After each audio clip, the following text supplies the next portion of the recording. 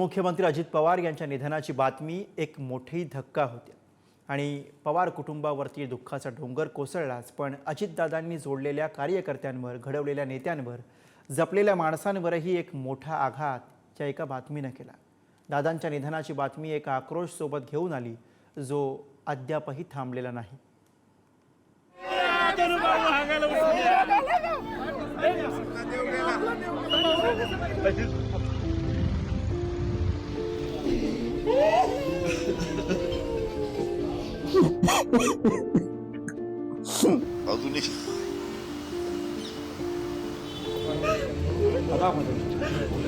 आमचा बाप माणूस होता, आमचा वडीलधारी माणूस होता। जेवली का ग? इथपर्यंत बारीक लक्ष असायचं जर मी कधी बाजूला उभी दिसली किंवा काही कामात। अजितदादा गेले। प्रत्येकाचं दादांशी असलेलं नातं वेगवेगळं होतं, पण दादांचं अकस्मात जाणं हे प्रत्येकासाठी तितकंच कोलमडून टाकणारं होतं।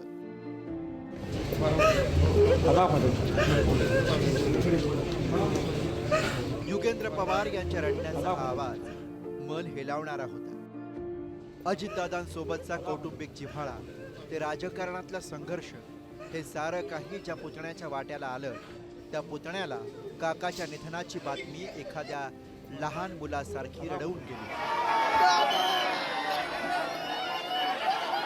तर राजकीय संघर्षाच्या काळात काकांसमोर उभे ठाकलेले रोहित पवार पुन्हा सगळं मनासारखं होतानाच्या काळात येऊन धडकलेल्या या दुःखद बातमीने पुरते कोलमडले।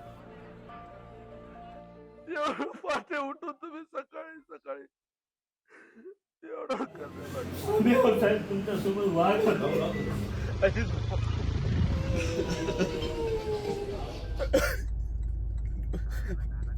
वडील गेल्यानंतर कधी माझ्यासारख्याला वडील नाही त्याची जाणीव नाही होती। फोनवर बोलता बोलताच धनंजय मुंडेंना रडू कोसळलं। आधारवड गेल्याच्या जाणीवेने ते अश्रू रोखू शकले नाही। सॉरी। तर आपल्यावरचं दादांचं छत्र हरपल्याच्या जाणीवेने मिटकरी डोळ्यातले अश्रू पुसत पुसतच गाडीत बसले, पण भावनेला बांध घालणं काही जमत नव्हतं। राष्ट्रवादीचे ज्येष्ठ नेते अनिल देशमुख माध्यमांच्या कॅमेऱ्यासमोर या दुःखद घटनेवर प्रतिक्रियेसाठी बसले खरे, पण अश्रूंच्या पलीकडची प्रतिक्रिया काही देऊ शकले नाही। प्रताप पाटील चिखलीकर यांच्या कार्यालयात दिसलेलं हे दृश्य मन हेलावणारं होतं।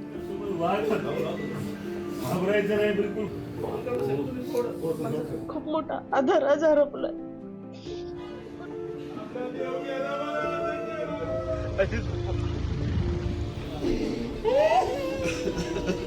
आज महाराष्ट्र पोरका झालेला आहे, आम्ही अनाथ झालेलो आहोत।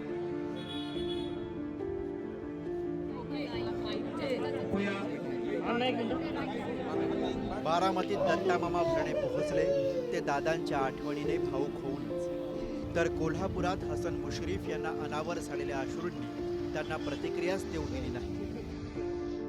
नाशिकच्या सरोज अहिरेंची अवस्था सुद्धा काही वेगळी नव्हती। नंतर माझ्या मोठ्या भावाचा, माझ्या दादाचा हात आज हरपलाय। एकीकडे भावनेचा हा बांध फुटला होता, तर दुसरीकडे पुणे, बारामती आणि धाराशिव उत्स्फूर्त बंद झाले होते। तिकडे बारामतीमध्ये तर अजितदादांच्या अंत्यविधी स्थळावर कार्यकर्त्यांच्या घोषणांचा आवाज काळीत शिरत होता। अजितदादांच्या शब्दासाठी जगायचं आम्ही कुणासाठी?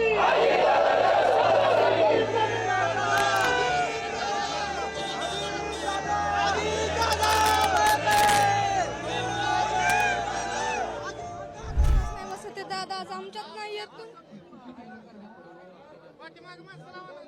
बारामतीकरांचं प्रेम या ठिकाणी दिसतंय। आता देखील सर्वच नागरिकांच्या डोळ्यात तुमच्यासारखंच पाणी आहे। किती त्रास आता होतोय, त्यांना शेवटचा निरोप द्या।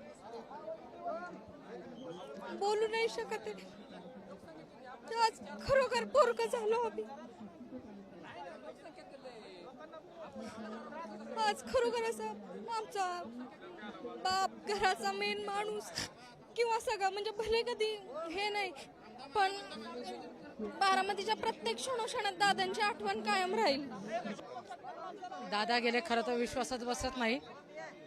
महाराष्ट्राचा वाघ हरपला, आज अशा प्रकारचा काही निरोप येईल काय वाटलंच नव्हतं।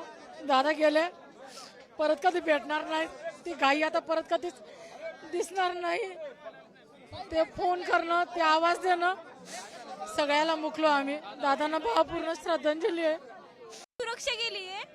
जे आम्ही बारामतीमध्ये रात्रीचा आम्ही अभ्यास वगैरे करताना बाहेर जात होतो, खऱ्या अर्थाने आमची सुरक्षा जे म्हणत होतो, आम्ही फिरत होतो, हिंडत होतो, ते आमचे दादाजी राहून गेले. आमचे दादा नाही येत आज इथे.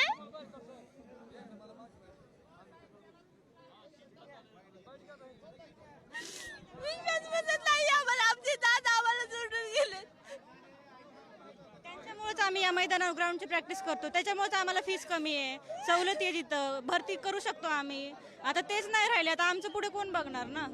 पवार कुटुंबाचे दादा राजकारणात आले, त्याआधी बारामतीचे दादा झाले, मग बघता बघता महाराष्ट्राचे दादा झाले. आता दादांच्या जाण्यानं गहिवरलेला हा आजचा महाराष्ट्र ही खऱ्या अर्थानं दादांच्या दिलदार स्वभावाला मिळालेली दाद आहे, जिच्यातून केवळ दुःखच ओसंडून बघणार. ब्युरो रिपोर्ट, पुढारी न्यूज.